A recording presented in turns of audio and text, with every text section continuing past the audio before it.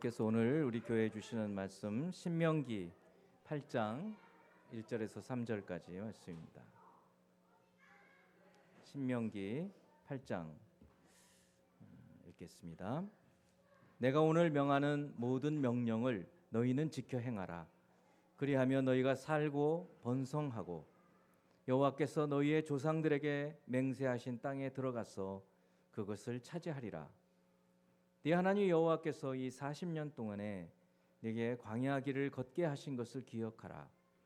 이는 너를 낮추시며 너를 시험하사 네 마음이 어떠한지 그 명령을 지키는지 지키지 않는지 알려 하심이라. 너를 낮추시며 너를 줄이게 하시며 또 너도 알지 못하며 네 조상들도 알지 못하던 만나를 내게 먹이신 것은 사람이 떡으로만 사는 것이 아니요 여호와의 입에서 나오는 모든 말씀으로 사는 줄을 네가 알게 하려 하심이니라.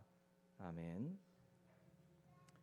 우리 곁에 계신 분들 한번 축복할까요? 주님의 이름으로 여러분들 모두 축복합니다.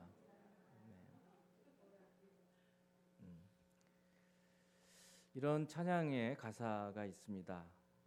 왜 나를 깊은 어둠 속에 홀로 두시는지, 어두운 밤은 왜 그리 길었는지, 나를 고독하게 나를 낮아지게 세상 어디에도 기댈 곳이 없게 하셨네.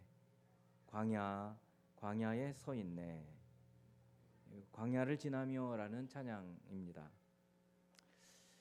신의 약단이라는 지금도 상영 중인 영화에서 이 찬양을 부르는데 그 장면을 보며 저도 모르게 눈물이 주르르 흘러 내리더라고요. 볼만한 그런 영화입니다. 광야는 고난의 자리죠. 그러나 고난만이 아니라 하나님께서 걷게 하시는 훈련의 자리입니다. 이스라엘은 광야를 지나면서 훈련을 받습니다. 우리도 그렇습니다. 우리도 인생의 고난, 이것을 비유적으로 광야라고 하죠. 원하지 않았던 일들이 일어나고 계획하지 않았던 뜻밖의 사건이 터지고 원하지 않는 그런 환경 속에 우리가 들어가게 되고 이럴 때 우리는 묻게 됩니다. 주님 왜죠? 왜 이런 환경 속에, 왜 이런 어려움 속에 저를 집어넣으시는 겁니까? 하고 질문하게 됩니다. 오늘 신명기 본문은 바로 그런 질문에 대한 하나님의 대답입니다. 하나님께서 광야를 허락하신 분명한 뜻 그리고 목적을 오늘 본문에서 우리에게 알려주십니다. 큰 제목만 말씀을 드리면 광야를 허락하시는 목적은 첫째 우리를 낮추시기 위함입니다. 두 번째는 우리 스스로 우리가 어떤 존재인지를 깨닫게 하시기 위함입니다.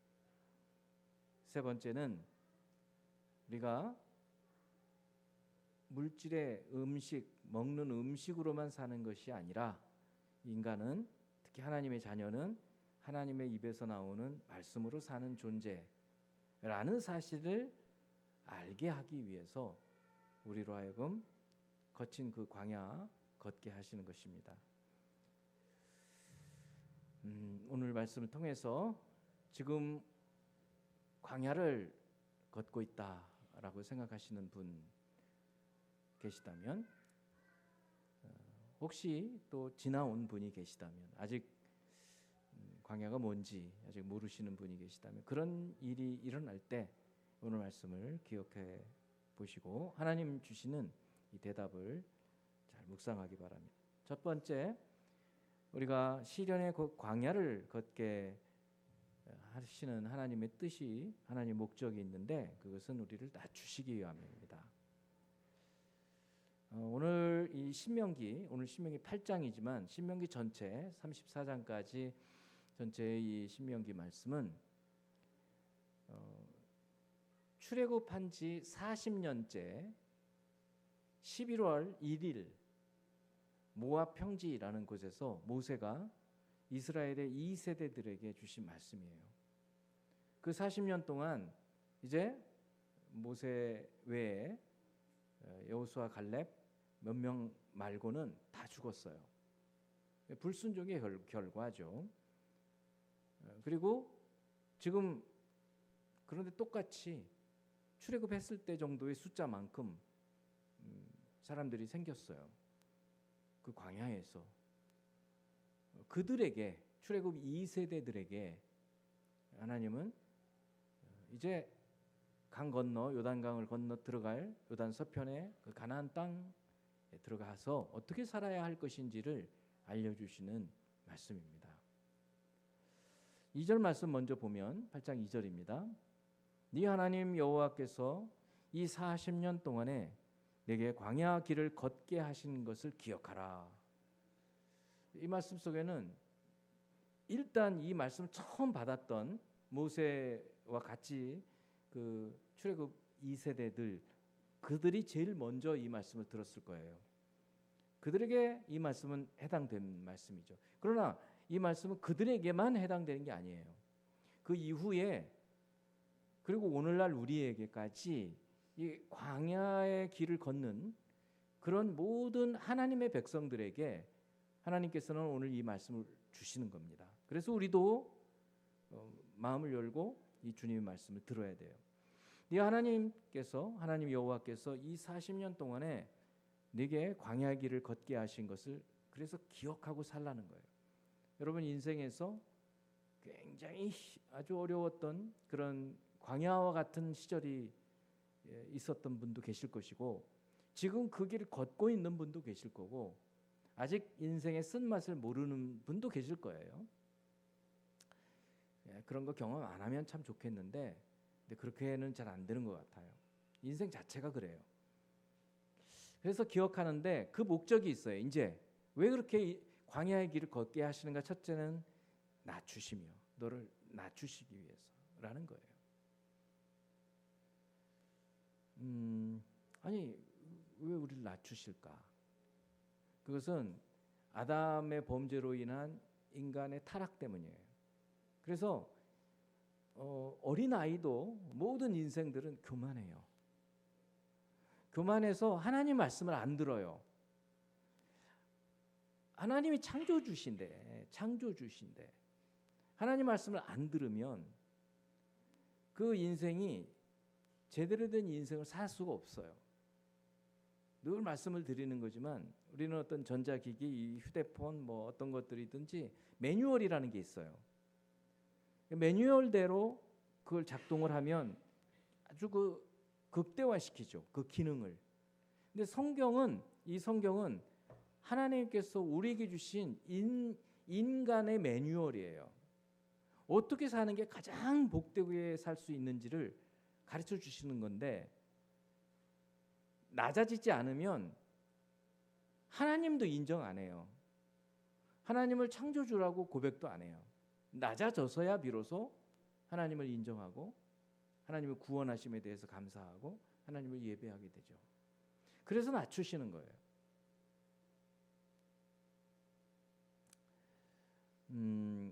가나안 땅은 이제 이 첫 번째 이 말씀을 들었던 모압 평지에서 이제 조금 지나면 요단강이 나오고 그 건너면 가나안 땅이에요. 그리고 가나안 땅은 풍요의 땅입니다. 이들이 이제 들어가면 그 땅에서 농사도 짓고 아주 풍요롭게 살 수 있어요. 근데 그렇게 풍요로워지게 되면 어떻게 되냐면 하나님을 잊어버리게 됩니다. 아주 어려웠을 때는 하나님을 잘 기억하고 하나님을 붙잡고 하나님을 의지하고 살던 사람들도 좀 살만해지면 그냥 노는 거예요. 그리고 마치 자기가 자기 힘, 자기 지혜, 자기 능력 때문에 잘 살게 된 것처럼 생각을 해요. 만일에 그렇게 계속 산다면 그런 사람들은 이제 하나님의 자녀라고 말할 수 없게 될 거예요. 결국 이제 오늘 신명기 다음 주까지 신명기 말씀을 저희들이 묵상하고 이제 그 다음에 오는 이제 여호수아부터 가나안 땅에 들어가서 어떻게 사는지를 보여줘요. 근데 여러분도 다 이제 성경 읽으셔서 알지만 잘 못 살아요. 그러니까 이 말씀대로 살지 않았기 때문에 그렇게 되는 거예요. 그래서 하나님은 먼저 이 광야의 길을 걷게 하시면서 그 목적이 뭐였느냐? 너를 낮추기 위해서. 그러니까 앞으로도 낮아지라는 거예요. 낮아져서야만 하나님을 경외하고, 낮아져야만 눈에 보이지 않는 그 하나님을 경배하고, 그 하나님의 말씀에 귀를 기울이고, 그 하나님의 인도하심을 따라 살아가게 된다는 거예요.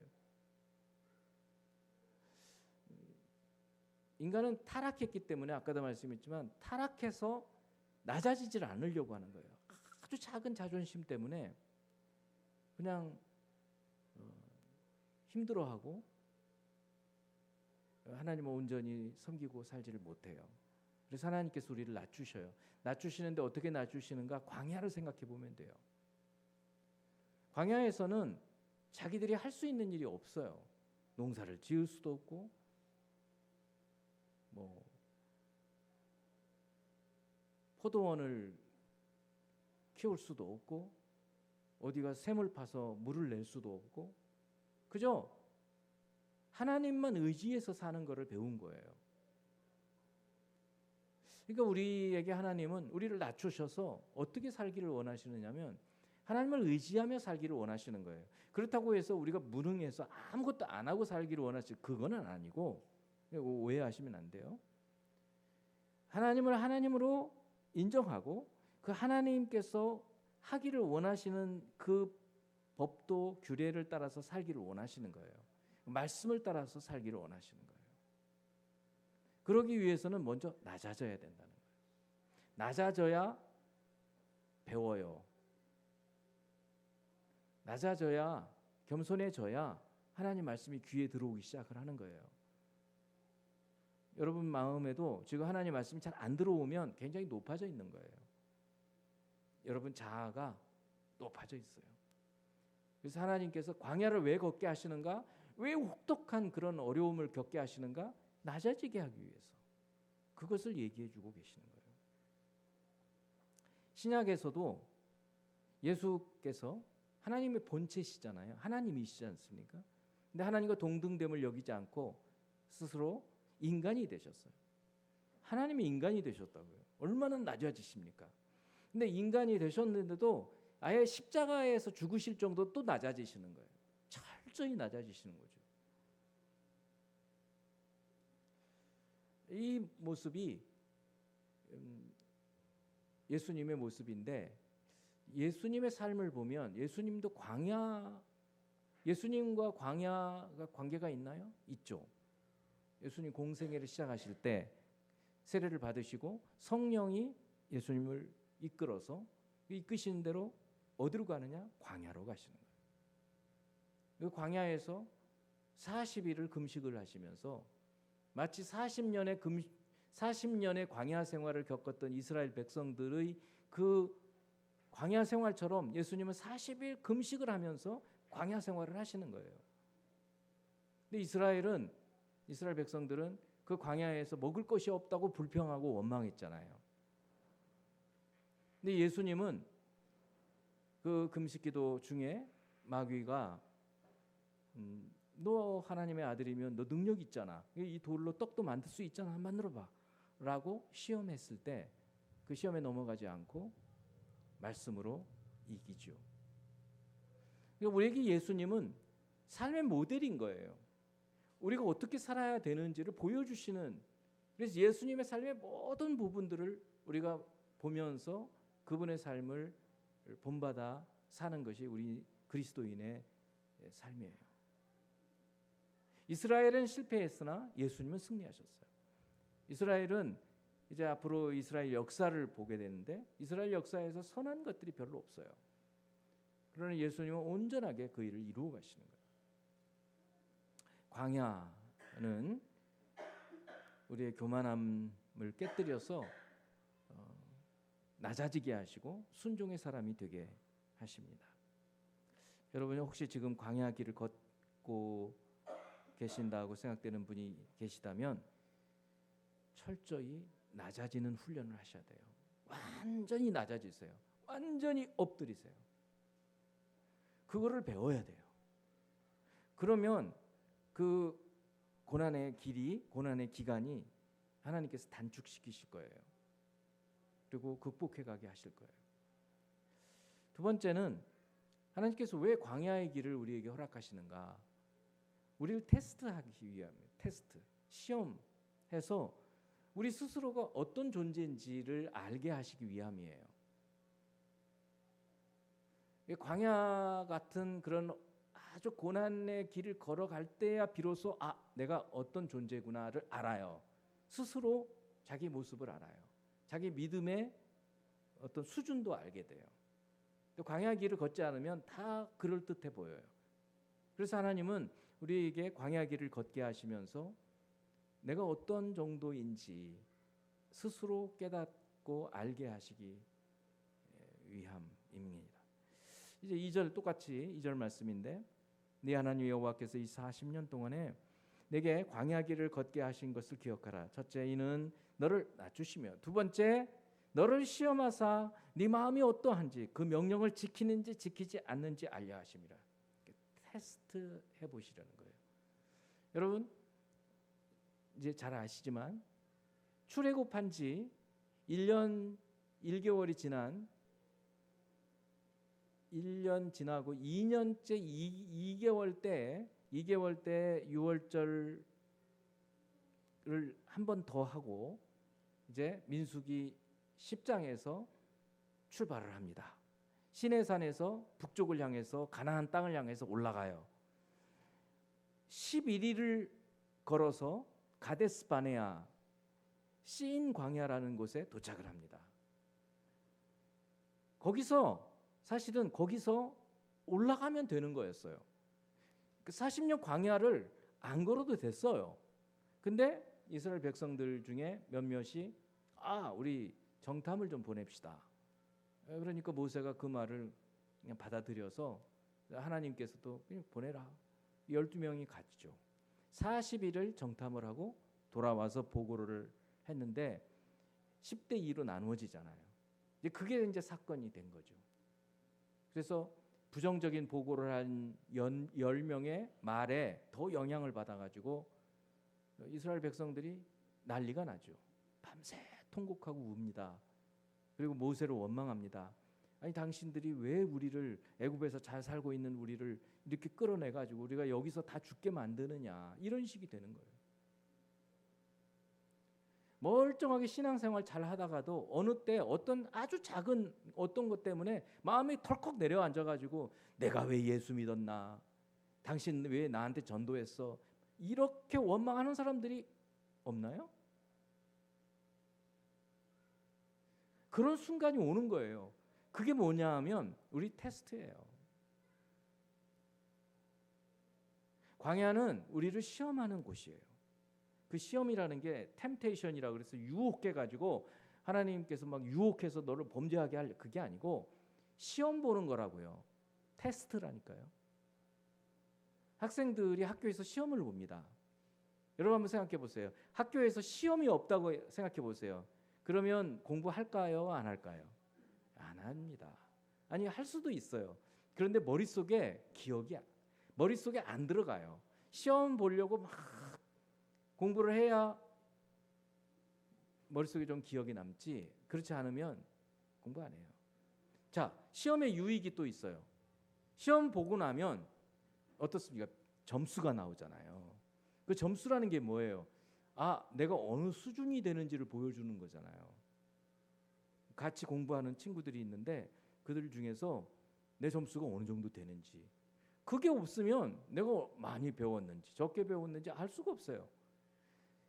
신앙생활을 해가는데 내 믿음이 강한지 약한지 형편없는지 훌륭한지 몰라요.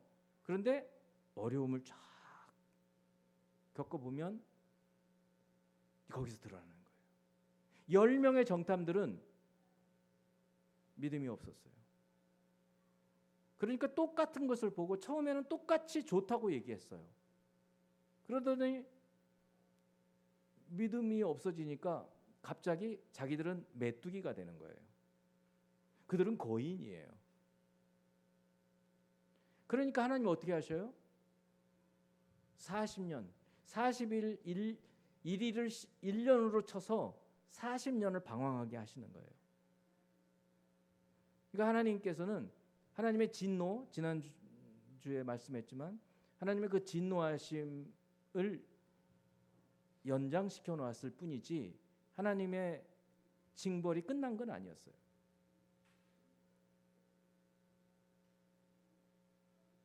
그래서 이 40년 동안에 네게 광야 길을 걷게 하신 것을 기억하라. 이는 너를 낮추시며, 광야 길을 걷는데도 계속 목이 뻣뻣하잖아요. 그럼 계속 광야 길을, 만일에 그 사람이 하나님의 사람이라면 계속 더 단련시키실 거예요. 낮아지게. 낮아져야 하나님을 알고 하나님을 섬기고 하나님을 경배하기 때문에. 두 번째는 테스트라 그랬어요. 광야 길을 걸으면서 네가 어느 수준 되는지를 보여주신다는 거예요. 그래서 테스트에 낙제한 사람들은 광야에서 다 죽었어요. 통과를 못하는 거예요. 지금 이 신명기 말씀은 제가 말씀드렸죠. 40년 11월 1일 모압 평지에서 이제 저 가나안 땅을 보면서 그 2세대들에게 말씀해 주는 거예요. 그 2세대들은 뼈저리게 알았을 거예요. 왜냐하면 자기 부모 세대가 다 죽어가는 것을 자기 눈으로 다 봤으니까. 여러분, 지혜 있는 성도들은 이 사건을 우리 사건으로 보는 사람들인 거예요. 그렇구나. 그럼 신앙생활을 얼마 안 한 분들도 이럴 때 지혜를 얻는 거예요. 신앙생활 10년 해야만 아는 게 아니에요. 1년 하고도 빨리 받아들일 수 있는 사람들이 있어요. 어떻게 하냐면 오늘 말씀대로 사는 거예요. 이 시련이 있는 거구나. 이게 광야 생활이라는 거고, 광야 생활을 우리가 광야를 걷게 하시는 건 첫째 낮아지게 하는, 어떻게든 자기를 낮추려고. 두 번째는 시험을 보는구나. 하나님께서 가끔씩. 어떻게 시험을 보는가? 시험지가 뭐냐면 어려움이에요. 갑자기 오는 두려움이에요. 갑자기 큰일 났네. 막 이런 생각이 드는 거예요. 나 어떻게 살지? 이런 생각들. 건강이 안 좋아진, 상황이 안 좋든, 관계가 깨지든, 그런 것들이 전부 시험이에요. 근데 그 시험을 어떻게 치르는가? 믿음으로 치르는 거예요.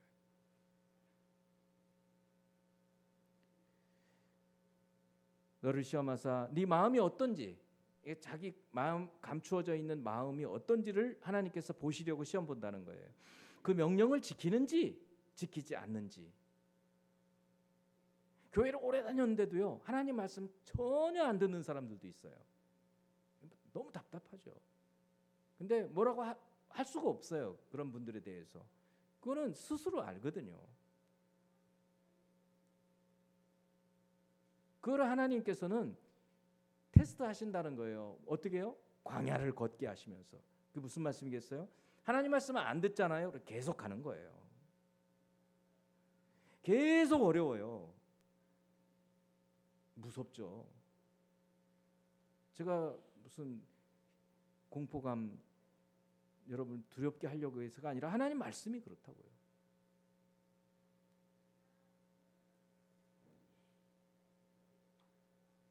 순종하는지 불평하는지, 하나님을 의지하는지 하나님을 원망하는지, 하나님 말씀을 붙드는지 아니면 환경을 탓하는지, 이런 걸 보면서 테스트가 되는 거예요.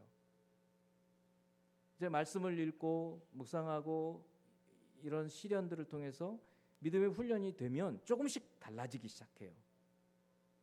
그래서 이제 하나님을 의지하기 시작하고, 한탄하던 내 입에서 기도가 나오기 시작하고, 환경을 탓하던 것에서 내 허물을 찾기 시작하고, 이게 바뀌는 거예요. 이게 빨리 바뀌시면 좋다는 거죠. 근데 그게 안 되잖아요. 그러니까 나이 들면 신앙생활도 힘들어요.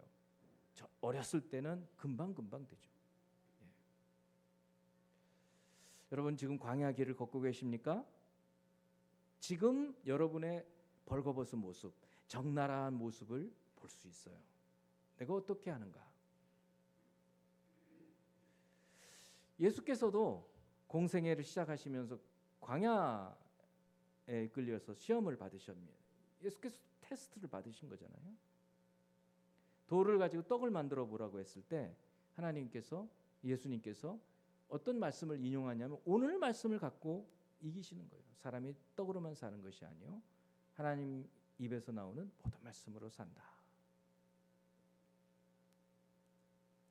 이스라엘 백성들은 광야에서 먹을 것이 없다고 원망하고 불평하고 했어요. 이스라엘 백성들은요, 만나가 출애굽하자마자 만나 내린 거 아닙니다, 여러분. 언제부터 만나가 내린지 아세요? 1개월쯤 지난 후에요. 그럼 그 1개월이라는 거는 애굽에서 갖고 온 무교병들이 있었어요.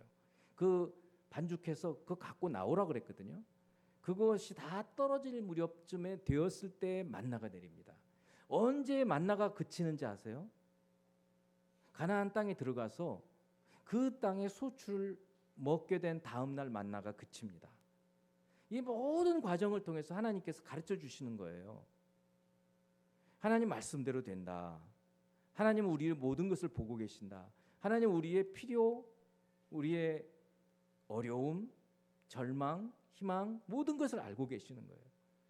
우리의 중심을 보시는 그 하나님, 그 하나님께서 우리를 테스트하시고 우리 마음이 어떤지, 하나님 말씀을 지키는지 안 지키는지 보시려고 광야길을 걷게 하신다는 거예요. 제 마지막으로 하나님 말씀으로 사는 것을 알게 하기 위해서 광야를 지나게 하신다는 거예요. 하나님 말씀으로 우리 인간은, 특히 하나님 백성들은 먹을 것만 있다고 해서 사는 게 아니라는 거예요. 여러분, 우리 그렇지 않습니까? 우리 요즘에는 정말 어떻게 이런, 저는 지금까지 살아오면서 제가 어떻게 이런 시대를 살지?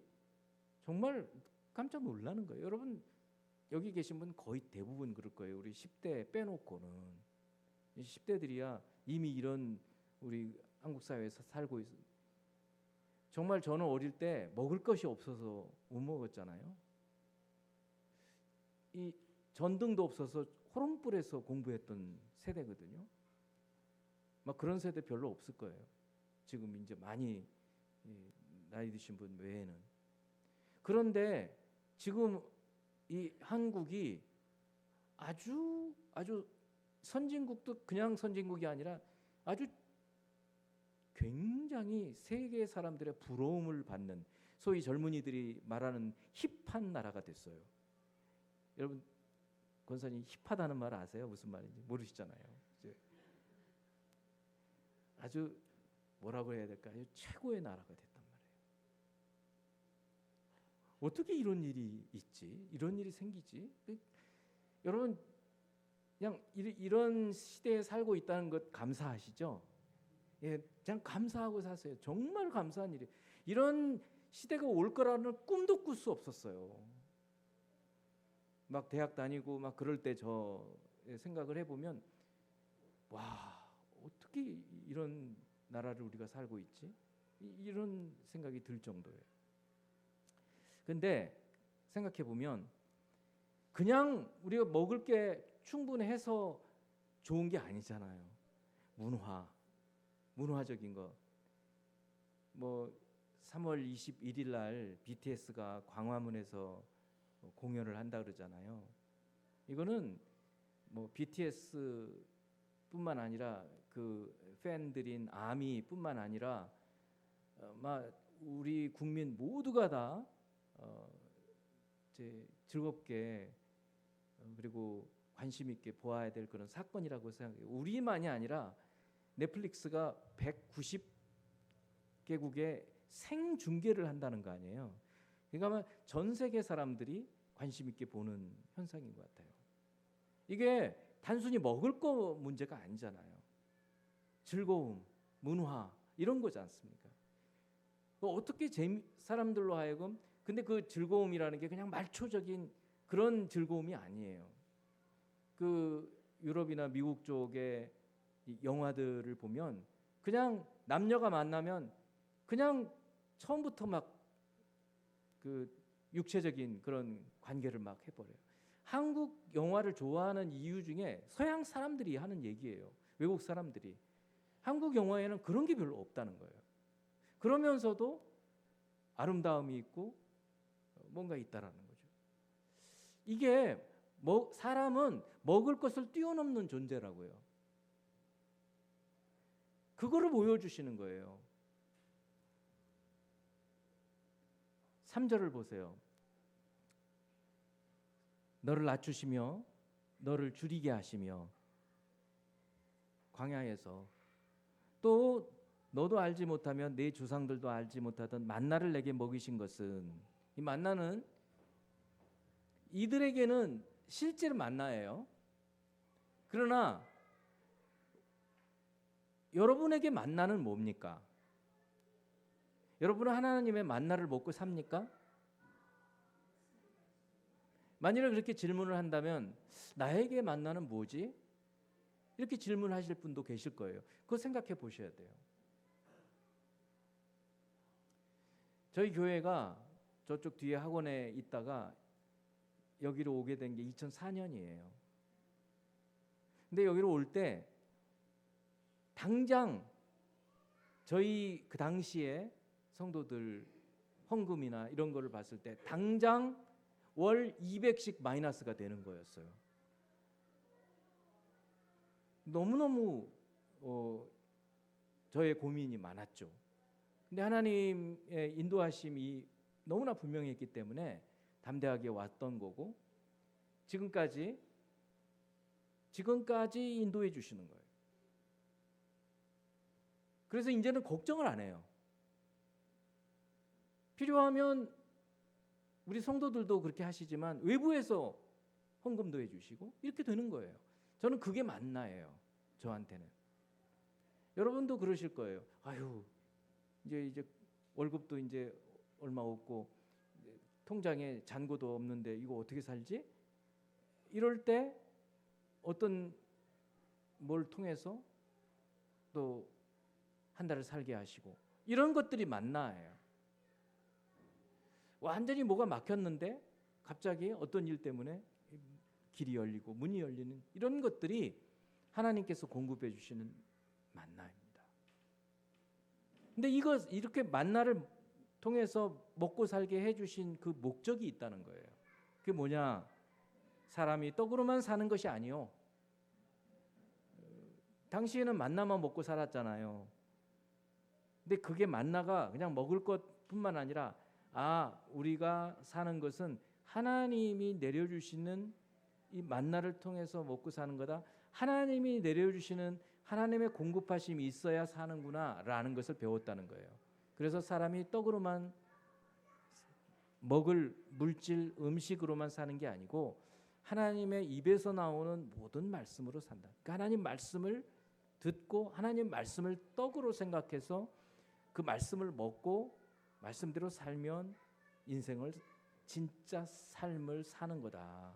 아까 얘기했지만 그냥 먹을 것 이것만 풍족해서 사는 게 아니라 지금 우리나라처럼 이 문화라는 것을 통해서 정말 좋은 나라에 우리가 살고 있다. 정말 좋은 세대에 살고 있다. 이런 것을 생각하고 모든 사람들이 기뻐하고 즐거워하는 것처럼 그렇게 된다는 거예요. 그런데 한 차원 더 하나님은 인생은 하나님의 입에서 나오는 말씀을 먹어야 산다. 그것을 가르쳐 주고 계시다라는 거예요. 그래서 광야의 길을 왜 걷게 하시는가? 사람이 이 말씀 때문에 사는 거다라는 것을 가르쳐 주시기 위해서라는 것입니다.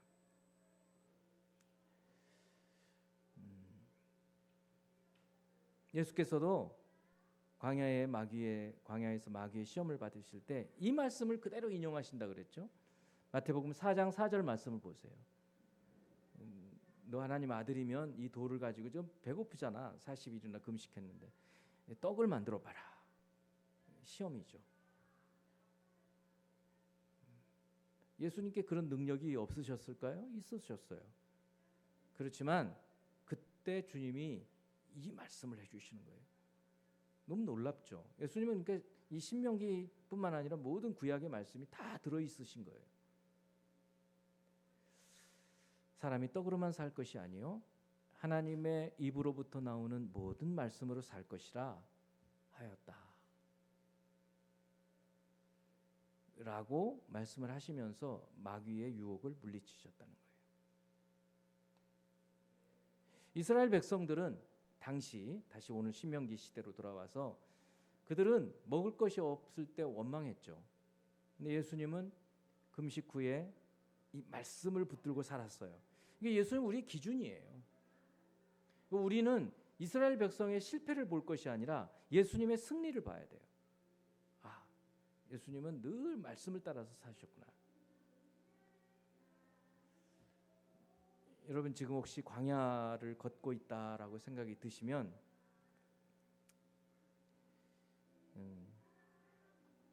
그 신의 악단이라는 영화는 북한에서 실제로 꽤 오래 전에 있었던 그런 얘기들이고